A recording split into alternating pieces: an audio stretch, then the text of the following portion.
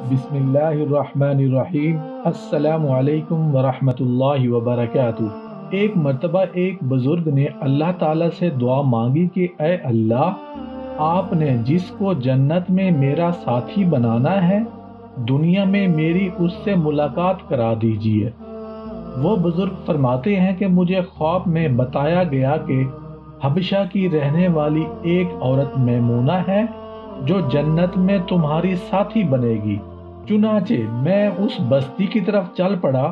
جا کر بستی والوں سے پوچھا تو انہوں نے کہا کہ وہ تو بکریاں چراتی ہے اور اس وقت وہ باہر کہیں بکریاں چرا رہی ہوگی۔ فرماتے ہیں کہ میں اس طرف چل پڑا۔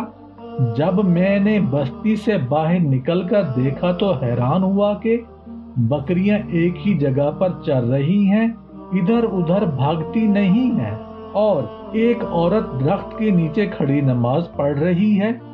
جب میں نے غور کیا تو میں نے دیکھا کہ جہاں بکریاں چر رہی تھیں اس چراگاہ کے کنارے پر مجھے کچھ بھیڑیے نظر آئے۔ ان بھیڑیوں کی وجہ سے وہ بکریاں کہیں باہر بھی نہیں بھاگ رہی تھیں اور ایک ہی جگہ پر چر رہی تھیں۔ جب اس عورت نے سلام پھیرا اور مجھے دیکھا تو کہنے لگی، اللہ رب العزت نے ملاقات کا وعدہ گاہ تو جنت بنائی ہے، تم دنیا میں کیسے آ گئے؟